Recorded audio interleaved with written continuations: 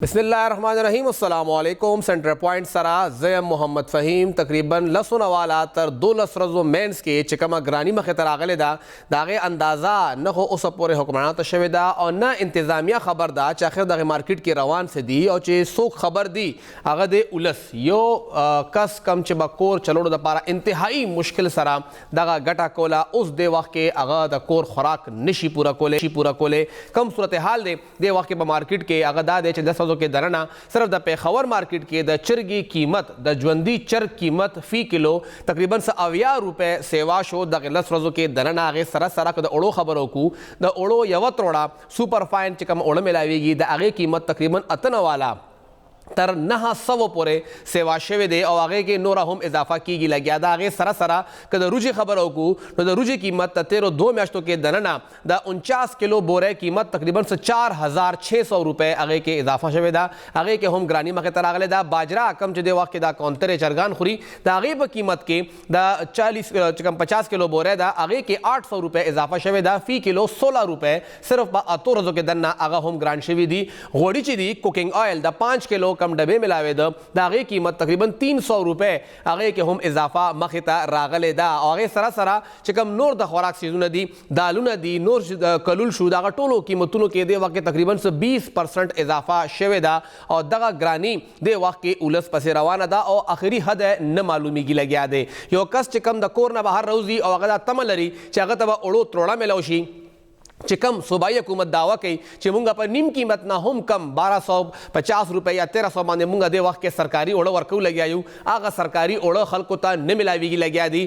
تورسری وی بوڑیگانی وی زوانانی مشرانی آگا ٹول پا آگا ٹرک باندے بالکل رامات شی اور کوشش دائی چی آگا تا پیسے ملاو شی جگڑے کی گی لگیا دی ولی چی ٹرک کے درنا ناس کس تا سلور کسارو نا پیسے والی اور یو بورے ورگی اور آگا سلور والا یو بلتلا ساجدہ بورے بزاخلم دادما بورے کی گی ستان دا اور آگا جگڑے دے وقت کے دا اوڑو یوے تروڑے دا پارا کی گی لگیا دی حکمرانان دا ہوئی چھ عرص کنٹرول دی اس مسئلہ نشترے گرانی اڑوشتا دینا اوڑو دیر زیاد ملاوی گی لگیا دی اور صوبائی حکومت انتہائی اطمینان سرا ناس ترا چھ مونگ تا ہو مسئلہ نشترے مونگ سرا سمرا کوٹا دا مونگا گا اوڑو ورکو لگیا یو غنم ملاوی گی گرانی دا نو وفاق دا دی زیموار دے وقت کے صرف اور صرف پدائی گرانے باندے سیاست کی گی لگیا دے صوبائی حکومت چکم دے وقت کے منتخب نمائندگان دی ایم پی ایز دی ایم این ایز دی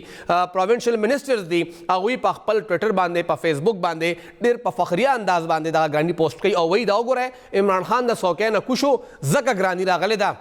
دیکھیں زمون کار نشترے فیڈرل گورنمنٹ دا ہوئی چھ مون کو پل کار کو لگیا یو اگوی گرانی صوبائی حکومت تا چھ صوبائی حکومت دے زیموارا دا ادھے دا عرص کنٹرول کی مینس کے اولس چھ دے اگر بالکل گیر شوے دے پاکستان تحریک انصاف صوبہ کے داغی حکومت تے تقریباً لس کر داغی برابری گی 15 رزے اگوی چوکیادگار کے احتجاج کو دھرنا ورکڑا چھ گرانی راغلے دا اگی سرا اگوی اس پر پورا صوبہ کے روزانہ دری جلسے کے لگیا دی چھ گرانی راغلے دا اور دا گرانی وفاقی حکومت راوستے رہا اگی سرا وفاقی حکومت کے اتحادی کم جماعت تے جمعیت علماء اسلام نن اگوی دا فردوس نا نشترآباد پورے دا گرانے خلاف احتجاجی ریلی کے خدا اس وفاقی حکومت کے ناس جماعت ہوئی کہ صوبے گرانی راوستے رہا زکا منگا احتجاج کرو صوبہ دا ہوئی چھے فیڈرل گورنمنٹ دے وقت کے گرانی راوستا زکا منگا احتجاج کرو سبانا عوامی نیشنل پارٹی ہم دا احتجاج اعلان کردے دے آگا ہم دا وفاق سرا چکم جماعتوں دی آدھی جماعت تے اگوی ہم احتجاج کے لگیا جماعت اسلامی آگا یہ حکومت سرا ہم ندا آگے من دھرنا ورکڑے دا آخر احتجاج وکئی والے دا چانا مطالبہ کئی دا چانا غختنا کئی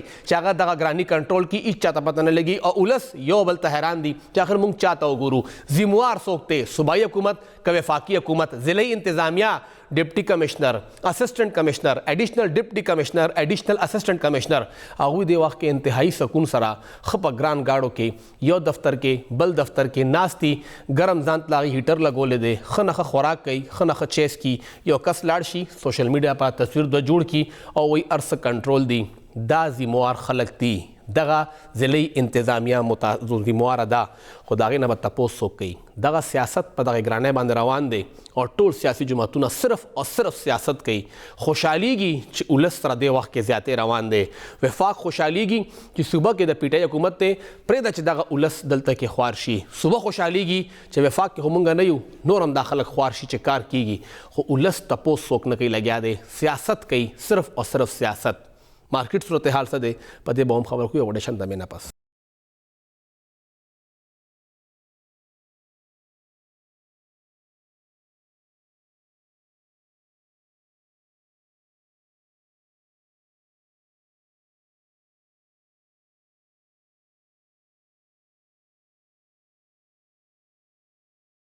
تاسو ته پروګرام کې یو ځل بیا هرکلی وایو او موږ خبره کوو د ګرانۍ حوالې سره د ډپټي کمشنر صاحب حوالې سره چې د هغه څه ذمواري ده او دغه مارکیټ کې دننه چې کوم خوراک د وخت کې نه میلاویږي عام ولس ته او هغوی کوشش کوي چې هغوی ته روټۍ میلو شي هغوی ته اوړه میلو شي اخر دغه نه میلاوېدو ذموار څوک دی ولې چې نن نه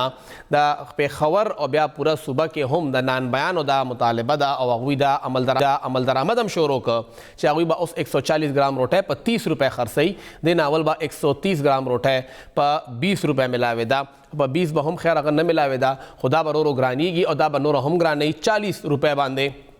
200 ګرام روټي به اوس ملاویږي تاسو ته په عام دکان کې دننه او هغه وزن هم اکثر لا پورا نه وي چې دا به څوک کنټرول کړي یا څوک به د تپوسو کړي مارکیټ کې دننه چې سړی لاړ شي اوړو بوری هغه ته ښکاري اخر دا مسله څه ده چې خلک وي د اوړو بوری ګرانیږي لګیا ده ډیمانډ او سپلای کې دننه فرق راځي لګیا دی ډیمانډ او سپلای چې لاړ شي هلته دغه ټول اشرف روډ باندې ټول دکانونو کې دننه اوړه ملاویږي لګیا دي هر کس سره اوړه شته نو دا کومه ډیمانډ او سپلای ده چې هغه نه برابریږي او دا اوړه مسلسل ګرانیږي لګیا دي او خلکو ته بیا هغه اوړه هغسې ملاویږي هم نه زموږ چې کوم دی وخت کې کھپت دی یا ضرورت دی هغه تقریبا روزانه 15,000 میټرک ټن دی خو صوبایي حکومت چې کوم خپل غنم ورکړي لګیا دي هغه د تقریبا 5,000 میټرک ټن اوس دا 5,000 میټرک ټن او بیا 15,000 میټرک ټن دا 10,000 میټرک ټن ضرورت چې دی هغه څنګه پوره کیږي لګیا دی خلک هغه اوړه څنګه لګیا دي پېښور کې دننه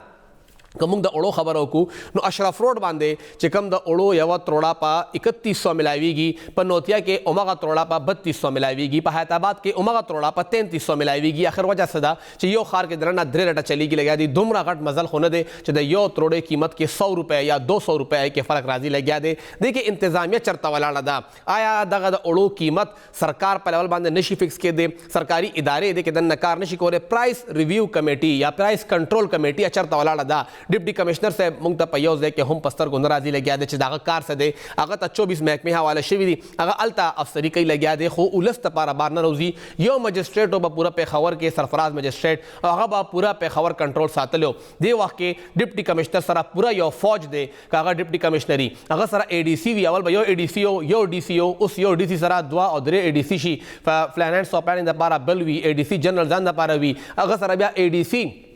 ریلیف اینڈ ریهابلیټیشن ځان له سیټ جوړ شوی دی بیا هر یو تحصیل کې یو اے سی دی هغه سره 2 یا 3 اے سیز بل ځان دپاره کار کوي لګیا دي پوره پېښور کې دننه یو سرفراز مجسټریټ خلکو ته یاد دی خو خلکو ته دغه 13 14 15 کسان یا هغې نه زیات افسران نه ښکاري لګیا چې اخر دوی ولې کار نه کوي ولې موږ ته په نظر نه راځي ولې هغوی دغه قیمتونه نشي کنټرول کولی لګیا دي دې سره سره هغه سرفراز مجسټریټ سره هغه سہولیات نو کم چې دې ډپټي کمشنر سره یا دغه پوره انتظامیه سره دي دوی سره کم غټ غټ ګاډي وي ورکوټ ګاډي کې خو دوی کینی نه د دوی خو اوچت او ډبل کیبن ګاډي پکاري هغې کې مزل کوي هغې سره 2 ګاډي نوري یو ګاډه د مخکې بل ته شاته وي هغوی ته ځان له پروټوکول هم پکار وي او لاړ شي موږ د روټۍ قیمت چیک کوو موږ د سبزۍ قیمت چیک کوو یا موږ د ګاډو کرایه چیک کوو لګیا یو پېښور سره سره په پوره صوبه کې سی این جي هم بنده ده نوره هم ګراني په دې باندې راغلې ده کرایې نورې هم زیاتې شوي دي دغه د اوړو قیمتونه چې کوم موږ خبره کوو لګیا یو آخر ولې نه کنټرول کیږي مسله څه ده چې د اوړو قیمت کې صرف په دغه هفته یا 10 دن کې دننه 800-900 روپۍ فرق راغلی دی په دې به خبره کوو دې وخت کې موږ سره د خیبر پختونخوا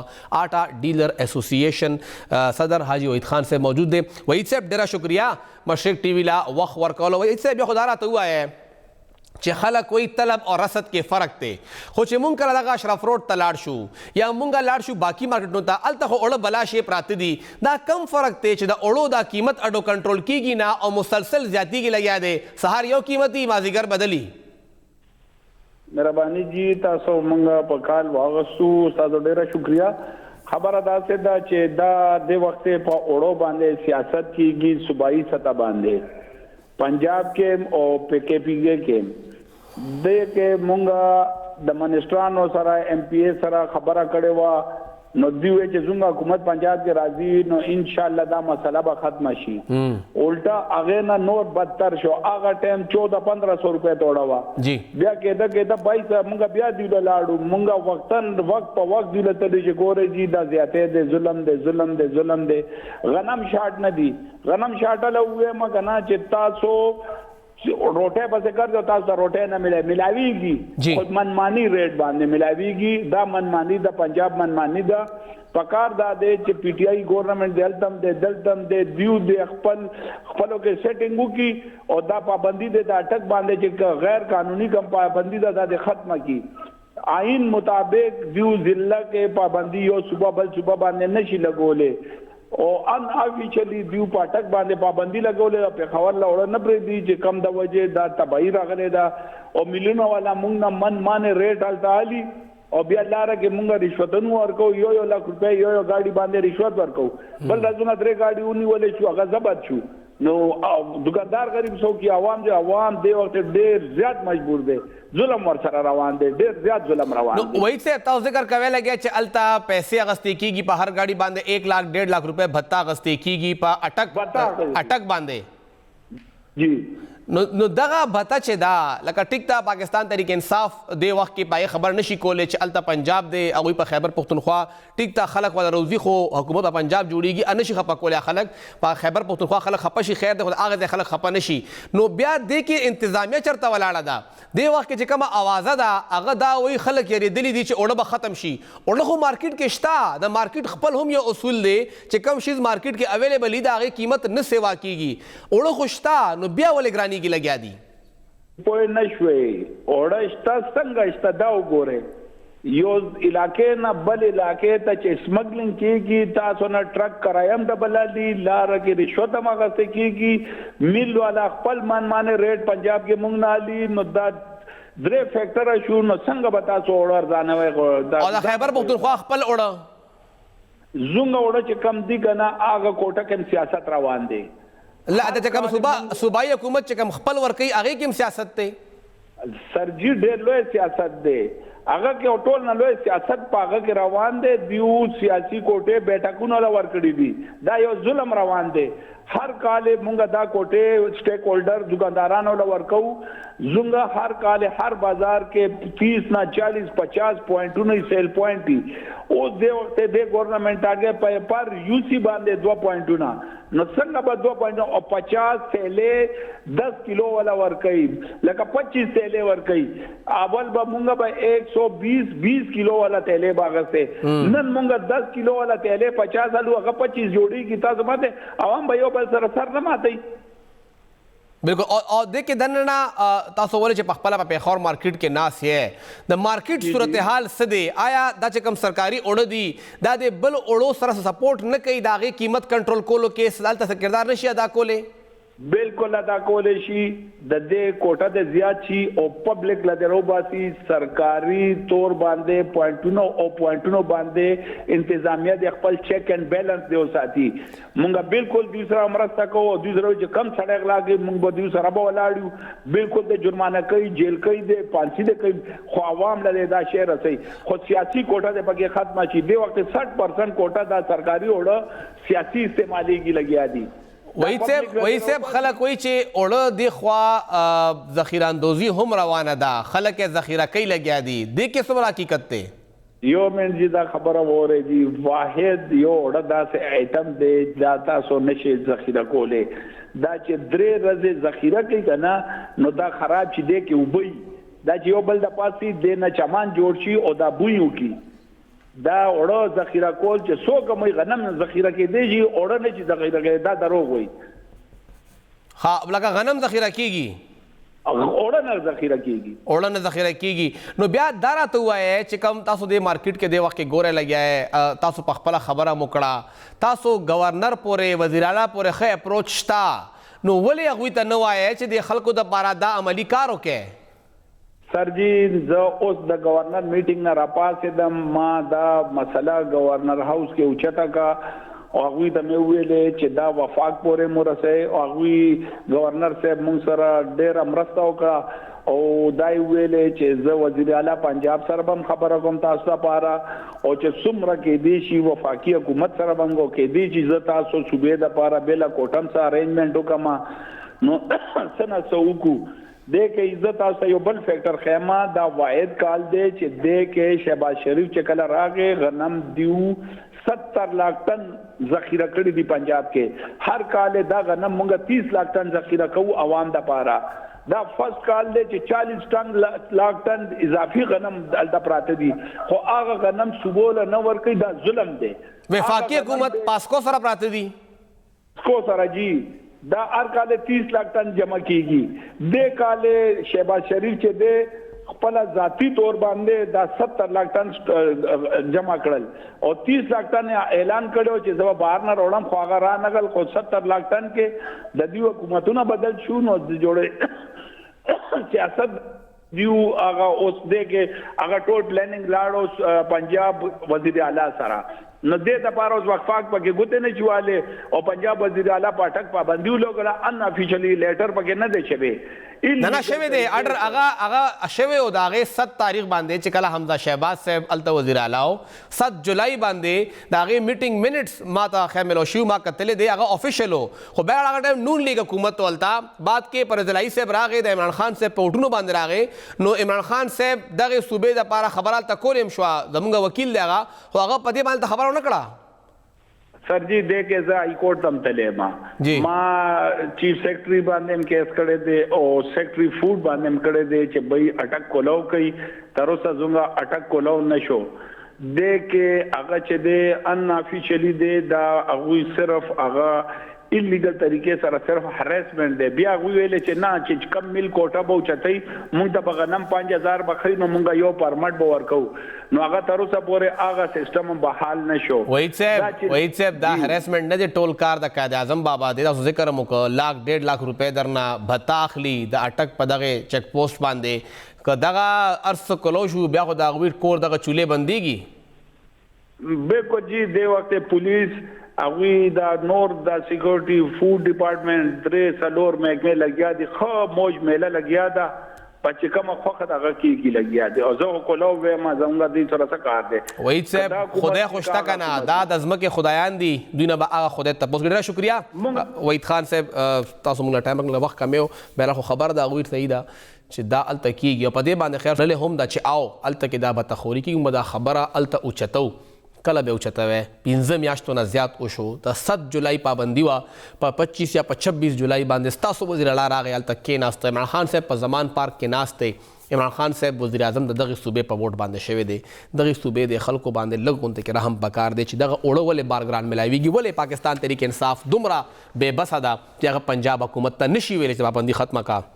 دغه اوړه کم چې په 3300 باندې 20 کیلو ملاویږي په اوپن مارکیټ کې په پیښور کې په پنجاب کې دا په اوپن مارکیټ کې په 2200 باندې ملاویږي لګیا دي سرکاري ډېر ارزان دي چې زموږ ارزان دي او هغوی الته سرکاري کوټه هم ډبل کړه مونږ هغه کوټه اډو سیوا کوو نه په 5000 ایساریو 9000 ته یا 1900 میټریک ټن ته هم نه رسو مونږ دا سټپ هم ناخلو آخر ولې صوبایي حکومت دار څه نه کوي درې جواب صوبایي حکومت بالکل نه راکوي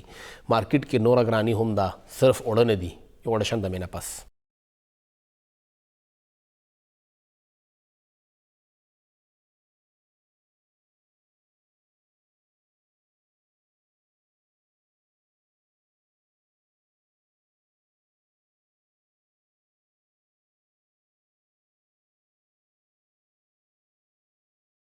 تاسو ته پروګرام کې یو ځل بیا هرکلی وایو مونږ خبره کوو لګیا یو د ګرانۍ حوالې سره د اوړو خبره مونږ وکړه چې اوړه ګرانیږي لګیا دي خو صرف اوړه نه دي دا زمونږ د پیښور اشرف روډ مارکیټ د وخت کې پوره صوبې دپاره خپل خوراک د وخت کې هلته نه پوره کېږي ټول نه غټ زمونږ د وخت کې د خوراک حوالې سره مارکیټ دی اوړو مارکیټ ورته وایي بهرحال خو دلته کې نور هم هر څه د خوراک سامان ملاویږي که هغه روجه ده که هغه غوړي دي که هغه کلول دي لوبیا ده هر یو شیز دلته نه دالونه دي دلته نه ملاویږي دلته کې د نور اشیاء خوردنوش قیمتونو څه صورتحال دی او آیا صرف اوړه هی ګران دي یا دا نور ارسو ته هم څه اثر رسېدلی دی په دې به خبره کوو د وخت کې موږ سره ظهور الهي صاحب موجود دی کوم چې د دغې رامپوره ګیټ دی اشرف روډ هلته کې چې کوم اسوسیشن دی د هغې پریس سیکرټري دی ظهور صاحب ډېره شکریه ظهور صاحب یو خو دا راته ووایه چې کوم دې وخت کې اوړه همدغې مارکیټ نه دي هغو ګران شوي دي د نور چې کوم د خوراک شیزونه دي د هغې صورتحال څه دی جی ظهور صاحب جی جی جی د دې وخت کې اشرف روډ باندې د کوم خوراک سامان دی د هغې صورتحال دې وخت کې قیمتونو کې څه دی هغه جی زیاتتر چې کم دي نو ټول آیټمې چې کوم دي هغه زیاتتر ګرانې شوي دي نو هغې کې روجیم دي په هغې کې د دالونم دي په هغې کې اوړه خو تاسو ښه پته ده چې هغه خو مخکې نه ډېر زیات ګران شوي دي نو همدغه رنګې تقریبا د مهنګایۍ دا کومه یو جین چې کم راغلی دی نو هغه تقریبا په هر یو شیز باندې هغه اثر انداز شوی د روجو په قیمت څومره اثر راغلی دی سپیشلی سیله روجې چې کومې دي هغې صورتحال څه دی د روزي چې کم دي هغه تقریبا 100 والی تقریبا داسې 130 پورې 140 روپے تقریبا ګرانی شوی دي کیلو باندې هم ډیر غټه سر پریوته دا او دا چې کم نری روزي دي نری روزي کیلو پسو دي نری روزي دا ټیم کې مارکیٹ کې 320 روپے کلو چلی دا تقریبا ریٹ د 190 روپے و مخکې 190 نه 320 روپے ته رسیدل او جی او بالکل د نری روزو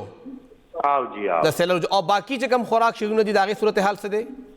نو هغه کې بدتري چې کم دي غټ روزي دي اورو سره ډیر غټ افیکټ شوی هغه تقریبا دا ټیم کې جمپو هغه مارکیٹ کې 140 روپے چلی هغه تقریبا چې دی راځي 90 92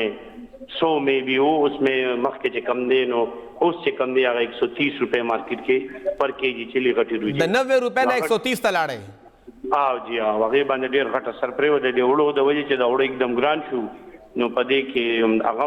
لازمی هغه چې کم دی نو زیات تر دا ټیم کې ټول خلک غټ روزو پسې ګرځي نو صحیح مارکیٹ کې شته صحیح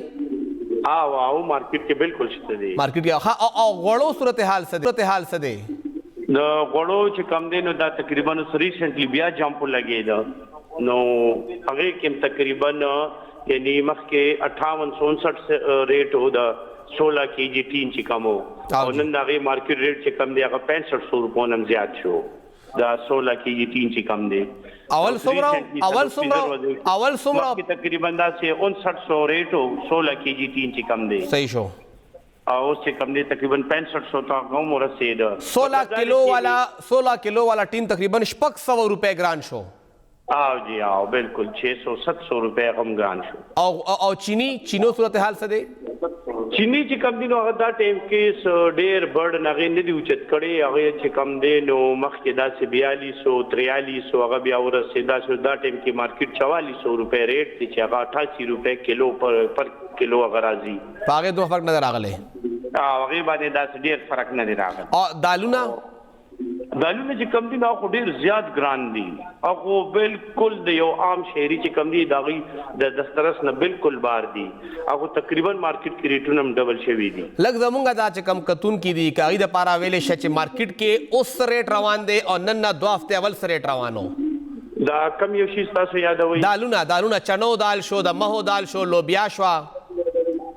چنو دال چې کم دی نو هغه اوس دا ټیم کې تاسو ته مارکیټ کې چې کم دی هغه 200 روپو نه برابر دی 200 روپے کلو 220 او جی او دا تقریبا دا سه اخیری چې کم ریټ و د 160 روپے و نو دام تقریبا چې دی 60-70 روپے دام ګران شوی دی او سره دا کلول لوبیا څه صورتحال دی او جی کلول چې کم دی نو هغه دا ټیم کې مې بي چې هغه د 200 نم تجاوز کړی دی دا ټیم کې هغه تاسو ته ملاویږي د 250 روپو نه برابر تاسو ته ملاویږي 250 روپے کې دا ملاویږي ظهور الله صاحب ډیره شکریہ کافی حیران کن خبره ده صرف چینی هغه یاد کړل او هغه هم 200 روپے فی بوره هغه ګرانه شوی دا وی باقی دا لخدا د دې ګرانی نه دراغله دا 200 روپے ګرانه شوی دا نه ګرانه نه ده باقی هر یو شی څنګه موږ شروع کې ذکر وکړو چې 15 کلو والا چې کم د وړو ډبې یا التا پیکټ ملاوي د کلو والا بای کې دنه نو هغه 1800 نه 2100 تر رسیدو او ای ذکر کوي چې کم 16 کلو والا غټ ډبې دی ولې چې هغه بیا پیکینګ بچت هم کیږي هغه یو ټین ډبې ملاوي کې دا تقریبا 600 روپے دا غیر ریٹ کې فرق راغلی دی منیمم دی دا کم از کم دی باقی دا چینج کیږي یو برانډ نه بل برانډ ته هر یو برانډ خپل قیمت مطابق د دې وصولی کوي لګیا دی او دغه خوراک شیزونه لوبیا شو کلول شو دا متبادل په طور خلک کوشش کوي چې هغه استعمال کی اوړه خو نه ورکوي نو کم از کم چې روجه ملو شي نری روجه هغه یاد کړه چې 130 روپے فی کلو نری روجه ګرانې شوي لکه دې حد پورې یو کلو نری روجه ګرانې شوي دي غټې روجه خلک ډیر زیات هغه ډیمانډ هغه څه نه دی خو هغه هم 40 روپے فی کلو کې اضافه شوی ده او د هغې قیمت هم زیات شوی دی غوړي هم ګران دي روجې هم ګرانې دي دالونه هم ګران دي اوړه هم ګران دي هر یو شیز ګران دی آخر وجه څه ده دې کې زیاتره چې موږ خپل نه جوړو بار نه راغواړو یا زموږ خپل نه فصلونه وي خو صورتحال سره په دې به هم خبره کوو دې وخت کې موږ سره عمدغه مارکیٹ کې دننه ناس یو تاجر محمد حسنین صاحب موجود دے حسنین صاحب بہت شکریہ سب سے پہلے تو حسنین صاحب بتائیے گا کہ جو یہ قیمتیں بڑھتی رہی ہیں مسلسل بڑھ رہی ہیں ایک تو یہ کہ یہ قیمتیں آیا پیچھے سے یہ ٹرینڈ چلا آ رہا تھا یا پچھلے 10-12 دنوں کے اندر اچانک سے کچھ ہو گیا, کوئی جادو ہو گیا, کوئی آواز آ گئی اور لوگ نکل آئے تبھی یہ مہنگائی سامنے آئی ہے؟ جی بہت بہت شکریہ فہیم صاحب, آپ کے پروگرام کے توسط سے آپ نے مجھے یہ شرف حاصل کرنے کے لیے موقع دیا. بات اس طرح ہے کہ پاکستان میں سب سے پہلے گورنمنٹ کو چاہیے کہ سرمایہ کار جو بزنس مین لوگ ہیں جو پاکستان میں سرمایہ کاری کرتے تھے وہ آج اپنا ملک چھوڑ کر باہر ملکوں میں ڈالر میں سرمایہ کاری کرتے ہیں, جس کی وجہ سے ہمارے ملک سے روپیہ ڈالر کی صورت میں چلا جاتا ہے. آج تک پاکستان کا سب سے بڑا بزنس ہب جو کراچی کہلایا جاتا ہے, سینکڑوں کی تعداد میں تاجر حضرات اپنا بزنس کرتے ہیں وہاں پہ. بالکل. ان کے پاس اتنی رقم نہیں کہ وہ اپنے مال کو کلیئر کروا سکیں کسٹم سے. ایک دن کی ایک ڈیمیج ان پر جو لگتی ہے وہ عوام کے اوپر اس کا زور آتا ہے, جس کی وجہ سے اس کے جتنا بھی خیمیات ہے وہ عوام کو بھگتنا پڑتا ہے. تو ہماری کوئی اشیاء خردونوش وہاں پہ رکی ہوئی ہیں پورٹ پہ؟ جی جتنی بھی ہمارے آپ سی پورٹ پہ جتنے پاکستان میں جو کلینس ہے وہ رکی ہوئی ہے. آپ جتنے پاکستان کی کراچی میں جو بڑے جو بزنس بیوروکریسی ہے اس میں آپ چیک کریں تو سارے تمام جتنے بزنس مین کمیونٹی ہے وہ اس وقت ڈالروں کو لے کر بیٹھے ہوئے ہیں کہ بھئی ہمارے پاس پیسہ نہیں ہے, بینک خالی ہیں, بینکوں میں پیسہ نہیں ہے. بینک جاتے ہیں, بینکوں سے روپیہ نہیں ملتا, جس کی صورت میں وہ اپنے مال کو کلیئر نہیں کروا پا رہے.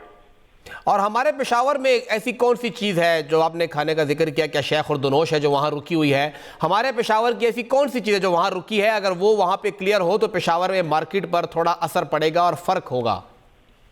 فہیم صاحب, عوام کو چاہیے صرف لوبیا, دال, چنا, آٹا, گھی, چینی سستی. جی. جب یہی چیزیں ہمیں عوام کو مہنگی ملے گی, مہنگے داموں ہم اس کو خریدیں گے, تو ظاہری سی بات ہے ملک میں ہر قسم کا جو ہے فقدان بھی آئے گا اور وہ ہم عوام کو بھگتنا پڑے گا. اس کا سارا ڈیپینڈ جو بھی ہے یہ گورنمنٹ آف پاکستان کو جاتا ہے, جو کہ اس صورت میں پاکستان اس احاطے میں آ کر پہنچ چکا ہے جس میں پاکستان اس کو کچھ بھی نہیں کر سکتا. ابھی یہاں پہ ہم باہر سے کیا منگوا رہے ہیں کھانے کی چیزوں میں؟ کھانے کی چیزوں میں ہم لوگ امپورٹ کرتے ہیں چنا, ملکہ مسور, دال چنا, تاجکستان سے ہمارا لوبیا آتا ہے, اور اس کے علاوہ جو دالیں ہیں یہ وہاں سے آتی ہیں باہر سے. تو یہ تمام چیزیں ہم نے کیا منگوائی ہوئی ہیں, پورٹ پہ رکی ہوئی ہیں یا نہیں, یا وہاں پہ کلیئرنس ہوگی تو منگائیں گے؟ جی بالکل, یہ آئی ہوئی ہیں, یہ پورٹ میں رکی ہوئی ہیں. بزنس لوگوں کو جو بزنس کمیونٹی ان کے پاس اتنا پیسہ نہیں کہ وہ اس کو کلیئر کروا سکیں. اگر وہ ایک دن بھی وہاں پہ کنٹینر کلیئر نہیں کرتے تو اس کو ان کو ڈیمیج ان کو ادا کرنی پڑتی ہے, اور وہ ڈیمیج ہوتی ہے پھر عوام کے اوپر اس کا زور آتا ہے. اور وہ کنٹینر وہاں رکے پڑے ہوئے. جیسا کہ چاولوں کی قیمتوں میں کافی اضافہ دیکھنے میں آیا ہے, آج سے 2-3 دنوں میں چاول میں 2-3 ہزار روپے فی من کے حساب سے اضافہ دیکھا گیا ہے. باجرہ دیکھا جائے جو پرندوں کی خورد و نوش کی غذا ہے باجرہ, وہ ایک دن کے اندر 1,000 روپے کی پرائس سے اپ ڈیٹ ہو چکا ہے. 50 کلو کا؟ جی. بہت بہت شکریہ محمد حسنین صاحب. اور سنگا یہ ذکر وکړه چې زمونږ چنا, دال مسور, لوبیا دا مونږ بهر نه راغواړو, دا مونږ خپل ضرورت نه پوره کیږي. د هغې کنټینر یې دې وخت کې په سی پورټ باندې ولاړې دي, او چې کم خبره کیږي د ایل سی حوالې سره چې مونږ بینکونه هلته ایل سی نه ورکوي چې هلته کلیرنس وشي, مونږه چې دغه ډالر راایثار کړی دی چې دا خرچ نشي, نو که خرچ کیږي نو دا ګاندي را روانه ده, د دې به څوک بیا ذمواري. صوبایي حکومت خپل سیاست کوي او وفاقي حکومت خپل سیاست کې لګیا دی. دا دواړو سیاست ترمنځ ټول زور د وخت کې صرف او صرف ولس ته میلاویږي لګیا دی. کنټرول نه راځي, دا به کنټرول کیږي څنګه, څوک به دغه ګراني کنټرول کوي, چاله هم طریقه نه ورځي چې آخر څنګه هغوی ولس ته لږ څه ځای کې ریلیف ورکړي. او ډېر کسانو ته ریلیف سوټ کوي هم نه, صوبایي حکومت ته هم ریلیف نه سوټ کوي. هغه وایي چې خلک تکلیف کوي نو فیډرل ګورنمنټ خلاف به شي, او فیډرل ته هم نه سوټ کوي. او چې خلکو ته تکلیف وي نو موږ به د صوبې خلاف راوباسو. دواړه د وخت کې خوشحاله دي, ښه سیاست کوي, تکلیف صرف ولس ته دی. یو وړه شان دماغ لو.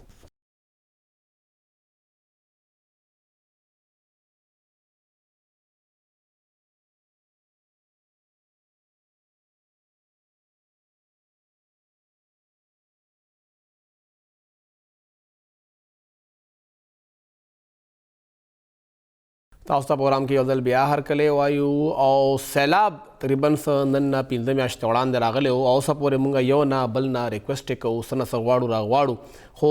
زمونږ د درخواست باندې یو ان سره مشترکه دې وخت کې مونږ یو ډونر کانفرنس ټایپ دی هغه دې وخت کې د هغې انعقاد روان دی هغه جاری دی او جنیوا کې پاکستان دې وخت کې سیلاب زدګانو دپاره تقریبا 16 ارب ډالر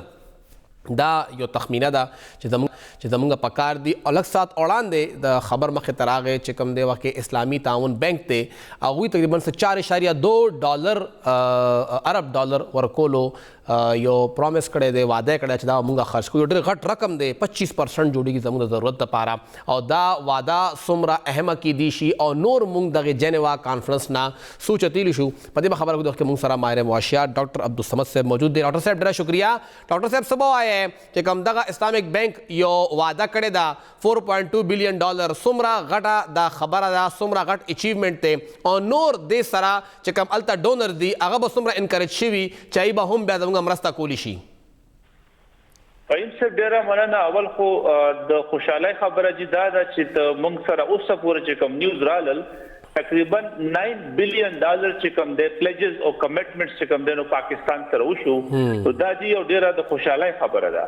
څنګه چې تاسو ویل موږ سره اسلامک ډیولپمنٹ بینک 4.2 بلین ډالر چې کوم دی کمټمنټ وکړو ورلد بینک چې کوم دی نو انکریج شو او هغه 2 بلین ډالر کمټمنټ کړی دی ایشین ډیولپمنٹ بینک 1 بلین ډالر کمټمنټ وکړو سعودي عرب چې کوم دی انډیویډوالي 1 بلین ډالر نون کمټمنټ وکړو آلدو چې هغه اسلامک ډیولپمنٹ بینک یو ډیر اهم ممبر دی هغه یو چې کوم 4.2 دی هغه ځان لده دغه شان دي چې کوم د ایشیا انفراستراکچر ډیولپمنٹ بینک دی دغه شان جاپان جرمني یورپین یونین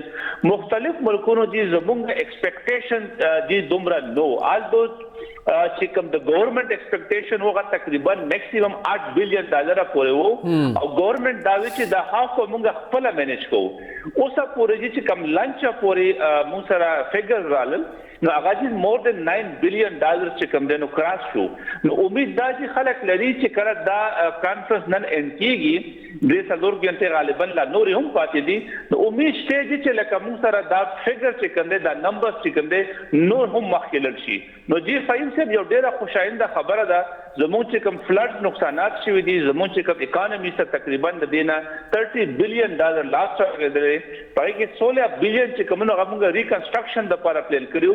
مونږ چې دلته جنیوا ته تلو چې زمونږ د هغې 16 بلین ډالر دپاره یو ریکویسټ و په هغې کې اوسه پورې چې کوم دی نو 9 بلین ډالر چې مونږ ته میلاو شوې سر دا راته تاسو ذکر مو وکړ چې 9 ارب ډالر مونږ ته پلیج شوی دی یا یو وعده شوی ده اندازن که دغسې مونږ کانفرنس یې وګورو څومره وخت کې دا پیسې ټرانسفر کیږي شپږ میاشتې کال 2 کاله څه اندازې د خپل څه وینډو شته چې دومره ټایم کې به دا میلاویږي جی سر جی لکه فی الحال خو دې ټیم کې فلیجز کیږي کمټمنټس کیږي یو قسم وعده کیږي دیکھیے اوسه پورې چې موږ سره چې کوم کلیر ایئر وایز ډسټریبیوشن راغلی دی غټ اسلامک ډیولپمنٹ بینک نه راغلی دی هغه چې موږ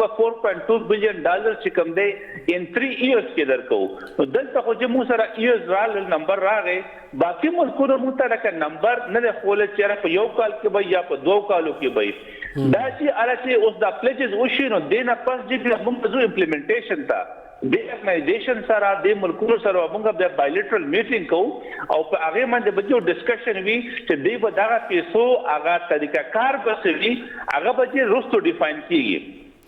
ډاکټر صاحب تاسو څنګه ذکر وکړ چې هغه به خیر بات کې کیږي دا کانفرنس په جنیوا کې دی سوئټزرلینډ کې کیږي لګیا دی تاسو ته به یاد یو کانفرنس همدغسې موږ سره وعده د فرانس صدر هم کړې وه چې زه به پاکستان دپاره یو کانفرنس کوم آیا هغه هم څه ایکسپیکټډ دی چې کله کیدی شي بالکل جس تاسو خبره صحیح ده هغه کانفرنس ایکسپیکټیشن په الحال چې موږ سره په دنیا کې چې کوم ګلوبل یو ریسیشن روان دی نو تاسو د دویم کوېسچن هم او د دې کوېسچن هم پلیجز چې موږ سره وشو موږ سره لږ ډېر چې کوم مسایل دي خاص کر لکه د ملکونو په حواله سره چې کوم مسایل دي هغه چې کمټمنټ موږ سره کم کړی دي خاص کر د یورپ نه چې کوم ملکونه دي هلته چې موږ ته چیلنجز راتلی شي فرانس دې پر چې کوم پریزیډنټ دی هغه دلته کې موجود دی او ایکټیولی چې کوم دنو پارټیسپیشن کوي په خپل دي آلدو د فرانس نه د جرمني نه د جاپان نه متفلال په میلیونز کې کمټمنټ راغلي دي مونږ ته دې کوم کمټمنټ په الحال لاله هغه د ملټیلیټرل ارګنایزیشن نه راغلي دي لکه اسلامي ډیولپمنٹ بینک ورلد بینک ایشین ډیولپمنٹ بینک نو دا چې خوشاینده خبره ده چې کله تاسو سره ملټیلیټرل ارګنایزیشن کمټمنټ وکړي نو دا چې اکثر زیات تر حده پورې دا پوره کیږي ولې چې دې سره دی خپل کمټمنټ او پلان او پی سی وی کله چې تاسو سره یو ملک واده وکړي نو ملک سره دی بیا اکونومیک چیلنجز راتلی شي نو په الحال چې موږ سره ګلوبلی یو ریسیشن دی په دې کیس کې په الحال موږ زوم چې خو خبره ده چې ملټیلیټرل کمټمنټ دی بایلیټرل کنټریز کمټمنټ موږ سره کم دی خو د فرانس رول دلته دا اهم دی چې پریزیډنټ موجود دی او هغه چې کم دی نو خپل پوره کوشش کوي چې کمټمنټ پاکستان سره چې کم دی نو هغه سپورټ وکړي او ډاکټر صاحب چې کوم دغه د پیسو خبره ده لګم په دې باندې کلیر کې چې الته کې دا پلیج او شو دا وعده او شو د پاکستان ل ورکو دا ورکو په کم صورت کې کم نوعیت کې لکه دا قرض دی دا گرانٹ دی دا ایڈ دی یا به دا مونږه پروجیکټس ورکو ای بیراله ایگزیکیوټ کوي لکه دا ایجنسیانه په خپل ایگزیکیوشن هم کوي د پروجیکټس لکه ورلد بینک ایشین ډیولپمنٹ بینک اسلامک ډیولپمنٹ بینک دوی په خپل ایگزیکیوشن کوي سعودي عرب په خپل کوي آیا دا طریقې کار ووي قرض دی گرانٹ دی څنګه دا پیسې دی دې کې خو دې په لحاظ تاسو چې ما څنګه لومړی وایي دا نوعیت چې کوم دی په لحاظ ډیفاین نه دی خو زیات تر چې کوم موږ سره په دې نوعیت باندې خبره کېږي چې نو دې کې به اکثریت چې کوم دی متقرض وي او ورسره به چې کوم دی نو ګرانټس به هم وي ځکه چې تاسو چې د ورلد بینک والا مثال درکوم نو هغې موږ سره چې کوم دی نو په حال قرض او ګرانټ دواړه کې روان دي دا ارګنایزیشن چې کوم دی دا قرض به هم وي ګرانټ به هم وي په دې کې به څومره ریشو یا پروپورشن د ګرانټ سی ایډ به وي هغه چې ما تاسو څنګه ووایي چې وروسته به په دې باندې بیا یو قسمه فارمر ایم او یوز وغیره ساین کېږي فارمل اګریمنټ په وروسته ساین کېږي نو دغه نوعیت چې فی الحال ډیفاین نه دی څومره چې د ایگزیکیوشن چې خبره ده نو تقریبا ماته چې څومره اندازه لګي ورلد بینک ډیره مخکې د 1.68 بلین غالبا اناونس کړو ایگزیکیوشن دا ایجنسی به دې په خپله کوي دغه یو چیلنج به وي چې لکه پاکستان ارګنایزیشن یا چې کوم کمیونټي دلته کې دا چې کېدای شي چې کوم پیسې د پاکستان حکومت ته ډایرکټ ټرانسفر نشي دا پیسې د ایگزیکیوشن باندې په خپله کوي نو دا ډاکټر صاحب بیا خبره شوه چې د کې به کرپشن هغه لیول انتهایی منیمم شي چې په خپله راشي په خپله پیسې ولګوي ولس ته به فایده کیږي او ډپټي کمشنر صاحب اسسټنټ کمشنر صاحب ایکسین صاحب به ډېر خپي چې زما په دور پیسې نه لګي دا چې بالکل تاسو جنون کنسرن دی او دا د اصل کې د ارګنایزیشن هم کنسرن دی موږ سره دی لکه د بده مرغه د پاکستان د قرضو چې کوم دی نو مس یوټیلایزیشن چې کوم دی یا مس الایمنټ ډیر زیات کیږي په دې ملک کې دا یو وجه ده چې دا ارګنایزیشن اوس پوری ته ډیر زیات سیریسلی ګوري چې تاسو سره موږ په اټ کې 2005 کې امداد کړو او په 2010 کې هم امداد کړو خو ښکاري دي دا چې دغه الوکیشن دغه قرضه چې درشو دا مس منیج کیږي تاسو نه نو دې پر راځي تقریبا زما ته اندازه دا لګي چې د دې ارګنایزیشن مایکرو منیجمنت په ټول چې کوم دی ایگزیکیوشن به ډیر حدا پورې دی ایجنسو سره خپل وي صحیح تاسو څنګه ذکر وکړو چې الته کې د وخت لا دا اجلاس روان دی کومه وګورو نو دغه اجلاس لتلو نه مخکې یو پورا ایکسرسایز شوی وزیر اعظم صاحب چین تم ته هغه نه مخکې ایکسرسایز وشو او هغوی صوبایي حکومتونو نه پروجیکټ وغوښتې ته خپل پروجیکټ موږ ته ووایه چې کم ځای کې د اوبو چې کوم دی وخت کې نهري نظام دی متاثره شوی دی یا بجلیګر متاثره شوی دی یا زمونږ د کالج یونیورسيټي بلډینګ متاثره شوی دی چې هغه موږ الته خلکو ته شو کو دغه کانفرنس کې هم دغه طریقې کار دی چې الته بیا کنسرن ډپارټمنټ یا ملک دا سوچ کوي چې دا یو پروجیکټ زه کولی شم زه به دې دپاره خپلې پیسې پلیج کم دې کې چې بالکل تاسو خبره صحیح ده فهیم صاحب مونږ دې ته یو 4RF یو ډاکومنټ وایي د 4RF کا مطلب دا دی ریزیلینټ ریکوري ریهابیلیټیشن ریکنسټرکشن فریم ورک دې ډاکومنټس باندې چې صوبایي حکومتونو او فدرل حکومت کار کړی دی دا ډاکومنټ یو کمپریهنسیو ډاکومنټ دی تیار کړی دی هغه کې څومره چې کاسټ دی د صوبونه چې کم کاسټ راغلی دی د فدرل حکومت کم کاسټ دی پروجیکټ وایز چې کم دی نو هغه کې لیکل شوی دی او هغه چې کم دی ځان سره الته کې وړی دی نو تقریبا ما ته ښکاري دا چې په الحال دا یو انکلوسیو اپروچ دی او که تاسو وګورئ نو زموږ صوبایي حکومت چې کم دی نو هم په کانفرنس کې موجود دی نو یو انکلوسیو اپروچ سره تللی دی دې سره سره نه دی تللی چې دا مسله صرف د فدرل حکومت ته دا د صوبو مسله هم ده نو انکلوزیویټي په کې ښکاري خو دلته چې فهیم صاحب دغه خبره چې پروګرامز او پروجیکټس چې کوم پروګرامز او کوم پروجیکټس له پریورټي ورکې دي شي دغه خبرې باندې رستو ډیفاین کیږي. په حال چې کوم د سره یو اوران پروګرام چې کوم د هغه موجود دی سره. د ما اخرنه سوال ورسم دی حواله سره او ذکر وکړ چلته صوبه هم تلدا خو صوبې د تلو نه مخکې دا خبره وکړه چې شهباز شریف به زموږ نمائندګي هلته نه کوي. دنیا مخې ته خپل دغه یو مذاق جوړول خپل خندا د پاره بل کس تیارول صوبایي حکومت لخوا آیا دا فیصله خوا چې جګړه صاحب وي بل خپل کیس بیل جنگوما دموږ کیس ته شهباز شریف صاحب نه کوي او نه هغه دموږ د پاره کول غواړي؟ یاره جی موږ لا په حال چې کوم دینو د جګړو نه د سیاست نه راوتل پکار دي. زموږ په حال مقصدیت چې کوم دی فهیم صاحب هغه ملک مفاد پکار دی سیاست تجې نه دی کول پکار. شهباز شریف صاحب زموږ پرایم منسٹر دی هغه به ډیفینیټلی چې زموږ پرایم منسٹر هر څوک وي هغه دا پروګرام چې کوم دی لیډ کړي او څنګه د صوبو چې کوم کیسز دی هغه د جمال ته خپل پریزنټ لشي. موږ له پکار دا الته کې چې موږ یو انکلوزیو اپروچ سره لړسو چې د عمل کو د صوبې موږ ټول اون کو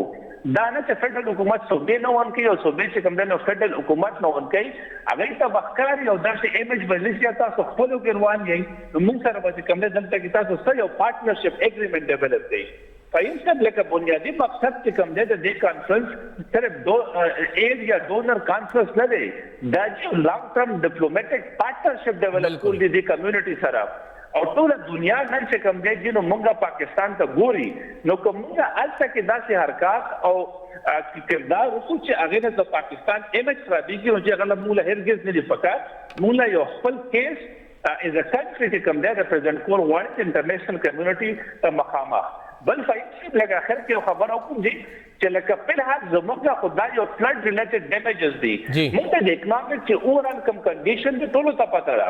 په دې کانفرنس کې چې کومه موږ سره فائدہ پکار د چوشي د آی ایم ایف د لاګ زموږ برقرار جی جی بالکل او خوشاینده خبره دا ده چې نن اډاس چې کوم د په ساید لاین کې د آی ایم ایف چې کوم کسانو ممبرز هغه سره ملاقات کړي نو موږ دا امید پکار دي چې لکه آی ایم ایف سره زموږ خبرې ترې هم چې کوم دی یو پازیټیو طرف تلل شي نو دا کانفرنس یو مختلف پهلو دي دا صرف دی یو اکټیویټي نه ده چې دې ته موږ صرف دا وګورو چې موږ ته وکړه راشي او بس خبره ختم شوه. ډېر شکریہ ډاکټر عبدالصمد صاحب څنګه ذکر وکړ چې دا صرف ډونر کانفرنس نه دی لکه مونږ صرف الته خیرات د پاره نه وتلې مونږ لوک جوړول د پاره تلیو مونږ به تعلق جوړیږي د هغه ځای ملکونو سره او هغه ملک سره او دا ډېره بهترین فیصله ده چې هغه ملک راشي او په خپل ایگزیکیوشن وکړي. زمونږ سرکاري ملازمین ډېر معذرت سره زمونږ دغه بیوروکراسي دا دومره کرپټ شوې ده چې دا کار د لاس کې نه دی او دا اوس خلک علل اعلان مني چې نیم په نیمه خو به زمونږ کمیشن کې دي هغې کې ایکسین وي هغې کې زمونږ بلونه کلیر کولی یا متعلقه ډپارټمنټ وي هر یو کس انجینیر نه والا تر سره پورې ایم پی ایم این اے ټولو کمیشن په دې کې دي نو که دا ایجنسیان راشي نو که لږ هم راوړي په خپل ځای به هغه پیسې لګي. پروګرام وخت ختم دی اجازت راکړئ د الله په امان.